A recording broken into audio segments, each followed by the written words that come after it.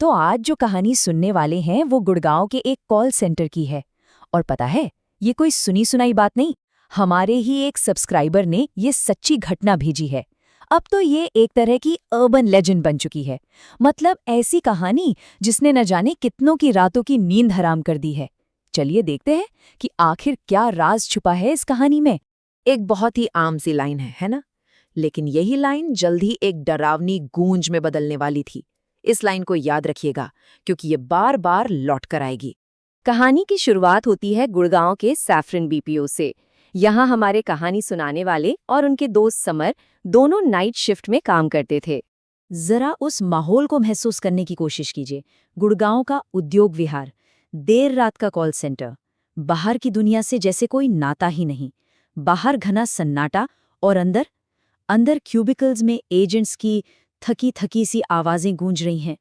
उन सब के बीच एक लड़की थी, रोज, एक परफेक्ट एम्प्लॉय। थोड़ी रहस्यमय जरूर थी, पर अपने काम में एकदम माहिर।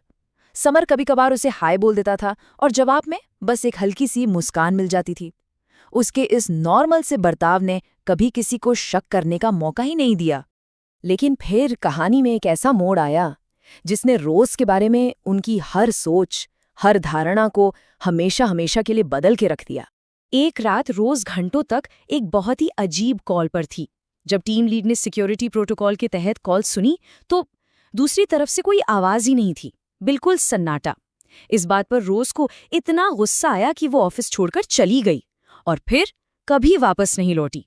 जब उसके दिए पते पर पता किया गया तो जो सच सामने आया वो हैरान करने वाला था। उसके परिवार ने बताया कि रोज की मौत तो 8 साल पहले ही हो चुकी थी। और बस यही सवाल अब पूरे ऑफिस में एक भयानक सन्नाटे की तरह गूंज रहा था। सोचिए जरा, जिस लड़की को वो लोग हर रोज देखते थे, जिसके बगल में बैठकर काम करते थे, वो तो थी नहीं। तो फिर कौन थी वो? बस यही एक सोच थी जो सबके रोंगटे खड़े कर रही थी। इस खुलासे के बाद तो ऑफिस का माहौल ही बदल गया। अब वो जगह सिर्फ काम करने की जगह नहीं रही, बल्कि डर और अनहोनी की आशंकाओं का एक अड्डा बन गई थी। ये डर धीरे धीरे बढ़ने लगा। पहले तो बस खाली कॉरिडोर में किसी के चलने की आहटें आती थीं। फिर एक एजेंट ने वॉशरूम के शीशे में रोज को देखा, जिसकी आंखें खून की तरह लाल थीं। कभी पैंट्री में एक परछाई दिखती। और हद तो तब हो गई जब रोज का कंप्यूटर अपने आप लॉगिन और लॉग आउट होने लगा। कहानी का सबसे डरावना हिस्सा तब आया जब समर, जो इन सब बातों पर यकीन नहीं करना चाहता था, उसका सामना सीधे उस खौफ से हुआ। एक रात समर ऑफिस में अकेला था। रात के कोई 3 बज रहे थे जब उसे एक कॉल आई। आवाज रोज की थी, वही जानी पहचानी लाइन। लेकिन इस बार ऐसा लग रहा था जैसे ये किसी और ही दुनिया से आ रही हो। समर इतना डर गया कि उसने फौरन फोन काट दिया। और जैसे ही उसने फोन काटा, पूरे ऑफिस की बत्तियां पहले तो टिमटिमाने लगी और फिर एकदम से बंद हो गईं। घना अंधेरा और गहरी खामोशी। उस अंधेरे में समर बिल्कुल अकेला था। उसका डर अब और भी बढ़ चुका था। और उसी अंधेरे में खिड़की से आती हल्की सी रोशनी में उसने कुछ ऐसा देखा जिसने उसे अंदर तक कंपा गया। रोज की खाली कुर्सी अपने आप घूमने लगी थी। ये पहले बार था जब उसने इस अनहोनी का कोई जीता जागता सबूत देखा था। अब डर के मारे समर का दिमाग काम करना बंद कर चुका था। वो बस घर जाना चाहता था। भागा लिफ्ट की तरफ, ग्राउंड फ्लोर का बटन दबाया। लेकिन दरवाज़ा खुलने पर जो दिखा वो कोई ग्राउंड फ्लोर नहीं था, वो एक कब्रिस्तान था। और चारों तरफ सिर्फ लाशें थीं जो उसे घूर रही थीं।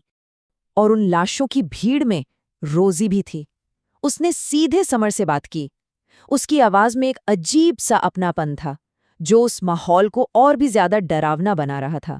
वो समर को उन दिनों की याद दिला रही थी जब वो उसे हाय कहा करता था। समर उस रात किसी तरह बच तो गया, लेकिन कहानी अभी खत्म नहीं हुई थी। जो डर उस इमारत में शुरू हुआ था, वो अब उनकी जिंदगी का एक हिस्सा बन चुका था। उस भयानक रात के बाद फैसला बिल्कुल साफ था। कोई भी ऐसी जगह काम नहीं कर सकता जहां मौत का साया मंडरा रहा हो। दोनों ने तुरंत इस्तीफा दे दिया। कुछ हफ्तों बाद उन्हें एक और हैरान कर देने वाली सच्चाई पता चली। वो बीपीओ की बिल्डिंग एक पुराने कब्रिस्तान के ऊपर बनाई गई थी। शायद रोज उसी कब्रिस्तान की कोई भटकती हुई आत्मा थी। खैर, महीने बीत गए, जिंदगी धीरे धीरे पटरी पर लौट रही थी। समर ने एक नई नौकरी भी शुरू कर दी थी। लेकिन फिर एक रात उसके फोन पर एक अनजान नंबर से कॉल आई। ये वही आवाज थी, वही लाइन, रोज वापस आ गई थी। लेकिन इस बार वो ऑफिस में नहीं थी, वो सीधे समर के फोन पर थी। और सबसे डरावनी बात ये थी कि वो कॉल सैफरन बीपीओ के उसी बंद पड़े ऑफिस के लैंडलाइन नंबर से आ रही थी। उस रात के बाद से हर रात ठीक उसी वक्त समर का फोन बजता है। सवाल ये है कि कोई ऐसी कॉल से कैसे बच सकता है जो शायद कभी खत्म ही ना हो।